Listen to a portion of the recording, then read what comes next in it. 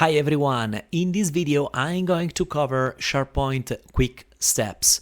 This is a new column type that you can have in a list or in a document library, and for selected items in the list you can trigger something. You can start a Teams chat, you can run an approval workflow, you can copy the existing and selected item and move in another SharePoint site, for example, or list. And you can even draft an email or start asking to AI Copilot in this case about the selected item. So you can do many actions with this new column type. Let me show you how this works. Let's go. Here I am in SharePoint. I am in the global HR site. I'm going to open now a normal document library called Docs in this case. Now, in order to show you the new column, I'm going to click on the Add Column.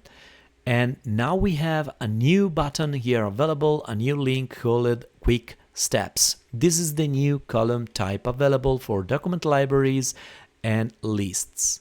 So let me now go over next. And here I can drop a name. Let me type something here. Let's just type Teams. Quick Steps, this is the type, and now finally I have to select the action. In this case, what is going to happen once I click on the button? So let me click now on the plus button, and now this panel shows up, and here I can define for selected files what action I'm going to take.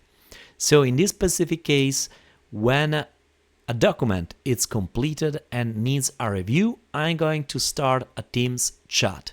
Show a command that will be for a selected file or folder, start a Teams chat with, and now here I want to add a dynamic value, so the person that has uploaded the document will be involved in this process.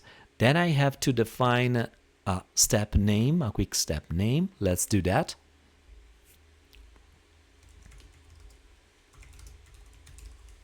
Start the review, include item link in the message, display conditionally, always show this quick step, or I can also select only show this quick step if. So you have the ability to display this conditionally, which is great. But I want to make it always available. Now let's hit the button create. Now we have this quick step created. I can also create additional one just in one single column, but in this specific case I'm going just to add this quick step. Let me save. And now what I have here next to created by column is this new column type, start the review. So in this case, let's say that this PowerPoint presentation is ready to go.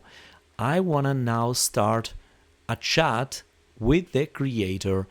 This will open, of course, I'm opening now Teams using my user, and the target here is my personal chat. So here I have now the link already dropped in the text field, and now here I can start a process with my colleague, for example, that worked on the document. So this is a very nice way how you can start immediately working on selected files or items. Now let me show you all other actions that you can take. Now I have an expense tracker list open, and I'm going to reuse this list to create an additional quick step column, and let me do that right now. So quick steps, next. So let's click on the button new. I'm going now to reuse all existing actions that we have here except for the starts Teams chat, because we have seen this before. Show a command that will for a selected item draft an email to the created by. Let's go. Update about your expense, and let me go now with include additional recipients. No, I don't want the subject, so let's add something here. Include item link, always show this quick step. Yeah, it's fine.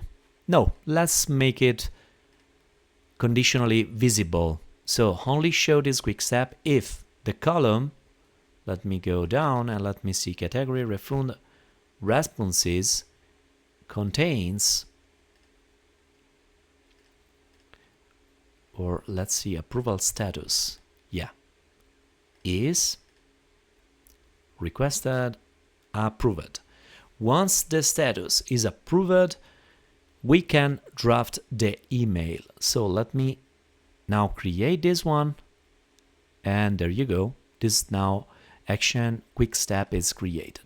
So let me add another one. Let's go with send an approval request. It's already done with the current workflow, but we can set another value, for example.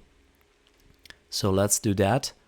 We can go by selecting set value in column name. Let me set refund submitted. Let's go with today. In category, and then we can say, for example, household. For this specific case, we are going to see and have this action, and we can also submit your request. There you go. And we can make it this always available, and then let's now go with the create button. There we go. This other quick step button is done. Now you have other option, like for example send an approval request, and this is pretty easy to use. You can send an approval request, or here you can change the type of action, and here you have to target, for example, approvers. Here you can trigger another workflow if you want, and here we can say start the workflow with confirmation dialog, or immediately. Let's go with the with confirmation dialog. All approvers require responses, or any of the approvers. Let's go with that one. This is always available, and let's hit the button create. All right, now we have the last one, which is execute a flow. This is very, very common.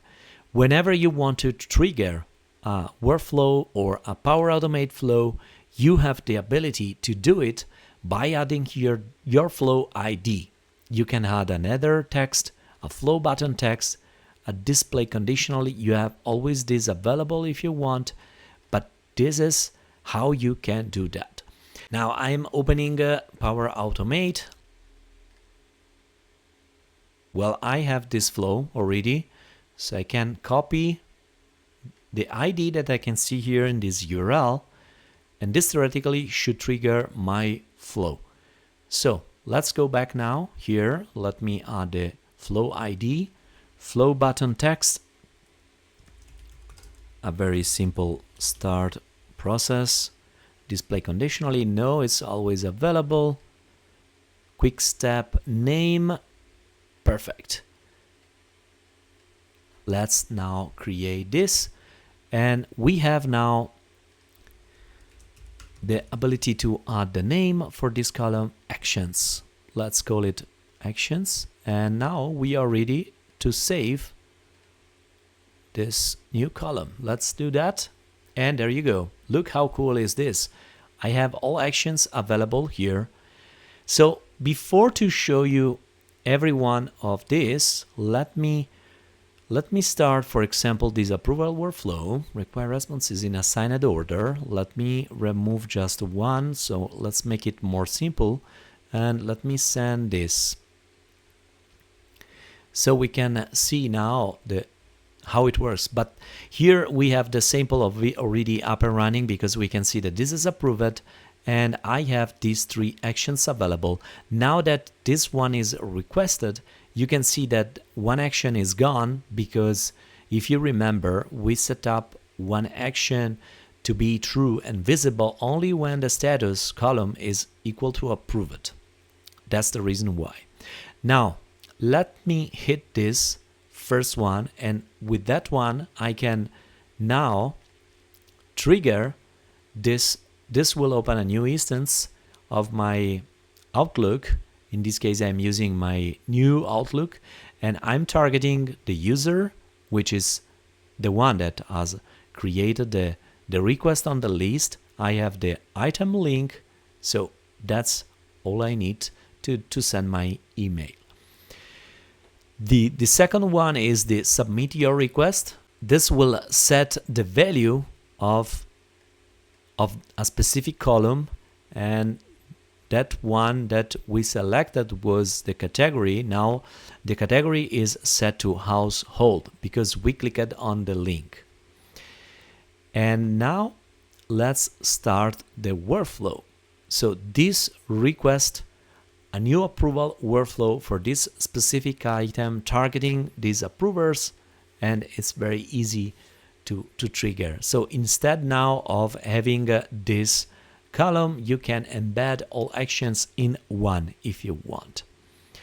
And then we have the last one, which is basically the ability to send the request, and this will invoke the Power Automate flow that we added in the request. So this will trigger now my Power Automate flow because I added and used the flow ID. So let me show you in a real time. So what I have here is this is the flow that I used and I added in the action list, in the action column, sorry. This is the GUID, and now it's triggered just now. So I can click on it and see the action.